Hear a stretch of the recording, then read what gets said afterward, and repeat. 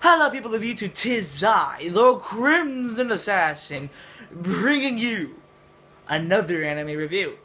But this is actually a little different. I want to do something really different for this whole month, of the month of May. There have been animes out there that I have watched but never have done a review for. Some people may not know that I've watched a certain anime that someone else has watched, and I have not had a chance to review them. Well, this whole month, what I'll be doing is that I will be reviewing animes that I have already watched in the past. I did watch a lot of animes before I started doing this on YouTube. So, to kickstart this entire month, I'm going to call it something. I don't know really what to call it. But we are going to review the an anime that I've already watched, an anime that had so much hype when it came out, had a lot of people not liking it. And so we are going to review the anime Sword Art Online. Oh my god, this is gonna be a doozy, okay? Because A, there are a lot of fans of this series out there, and B, there are a lot of people that fucking hate this series. So I'm here to express to you my feelings on Sword Art Online in general. Now, I know there's Sword Art Online 2. I've not finished it, if you actually believe it or not. I've actually stopped halfway into the second season. After the whole Gun Gale thing, I just lost interest. I just never went back to it. Because I just lost interest after Gun Gale. But I'm just going to be reviewing Sword Art Online, the first one. So, Sword Art Online. Well, Sword Art Online is about this game called Sword Art Online. And this boy named Kirito, as he enters in the game, and on launch day of the game, the head developer comes out and says, "You are trapped in this game, and the only way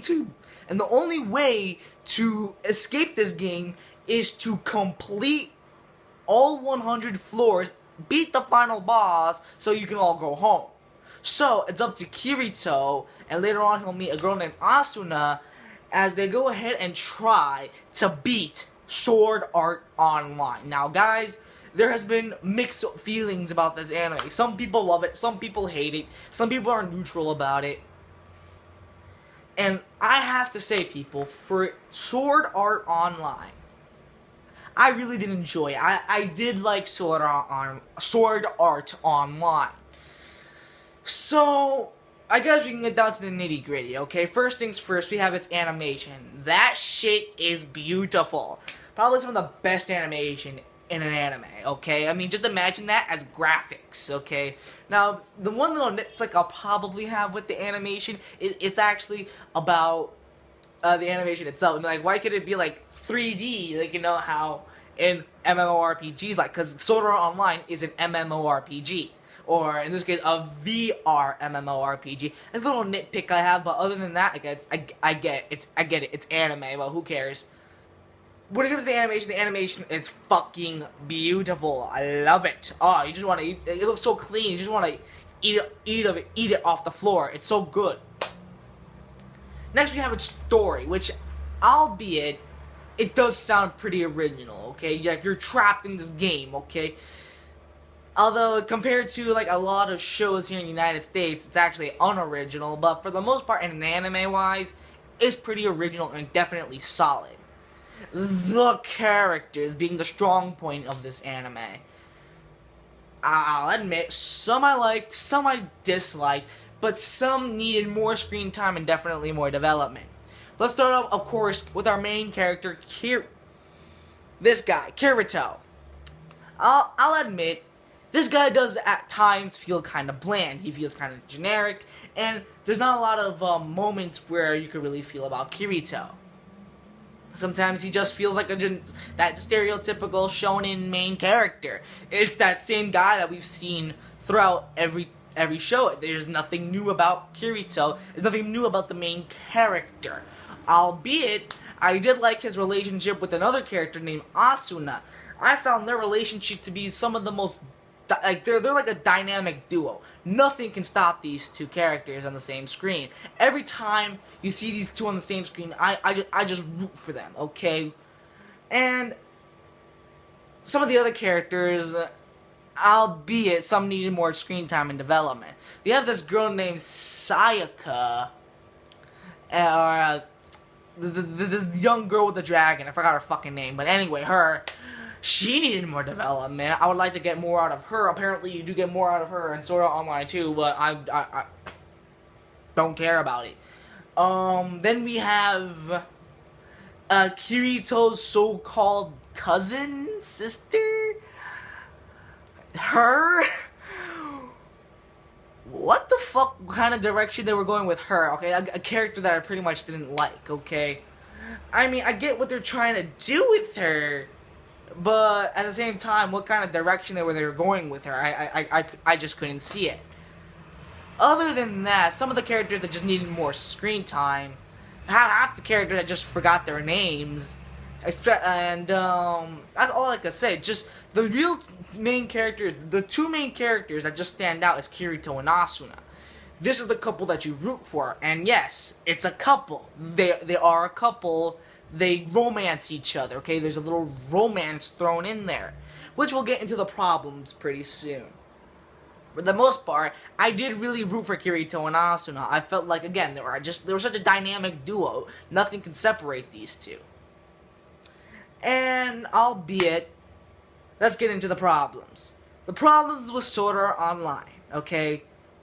Was not really a romance in general. I think the romance wasn't really thrown in there. I'm a sucker for romance.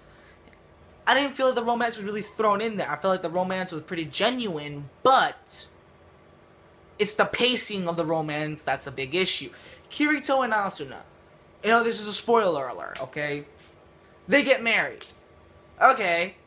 After, like, the first day they were dating.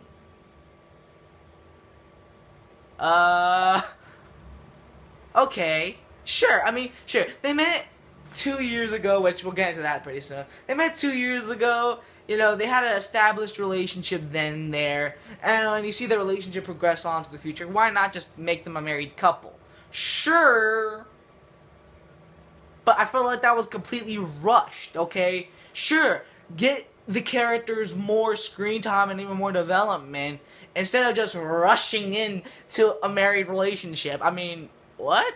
Again, I don't mind the romance, it's just that they just completely rushed it, okay? The time skips. Albeit, guys, there are animes out there that have time skips, but they take the time to explain what happens in those time skips. In this anime, they have time skips almost every 3 episodes. And it gets annoying. So, okay, so the first episode's like year 1, okay, like day 1. Then it's like, oh, it jumps to day 40. Then it jumps to day 102. Then it jumps to the freaking, there's like a 2-year time skip. They jump into that year. Like, where's the gap? What happened between that time skip? There's like a huge gaping plot hole in that story. Okay, what happened in that time skip? They even mentioned some of those things that happened throughout the anime that they didn't really have time to address, and they just rushed it with time skips. Time skip, time skip, time skip, time skips. What the fuck happened? I want to know. And last but not least, the second half. That's basically everyone's problem with Sword Art Online. Okay, Sword Art Online, albeit, is a good anime. The first half. The second half, what were they going with that? What a fucking dementic second half that was, okay? Hell, I've seen second half of animes that just blew me away. Gurren Lagann is an example. Berserk is an example. What the fuck were they going with that second half? What? No spoilers, but basically they jump away from Sword Art Online into this new game, and the story for the second half felt like a second season in general. Like, I feel like Sword Art Online 2 should be Sword Art Online 3.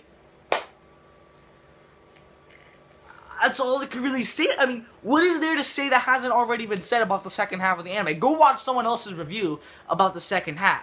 And I could completely understand why people really hate this anime. I completely understand. I understand both sides of the spectrum.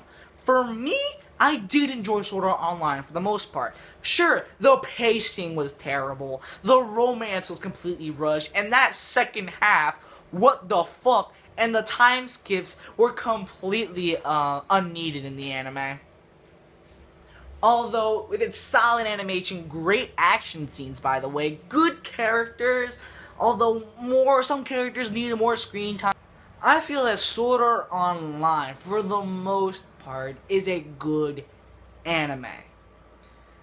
And of course it has its hiccups, it has its bumps on the road, but for the most part, it is a good anime. That second half, though, I mean, seriously, what the fuck were they thinking with that?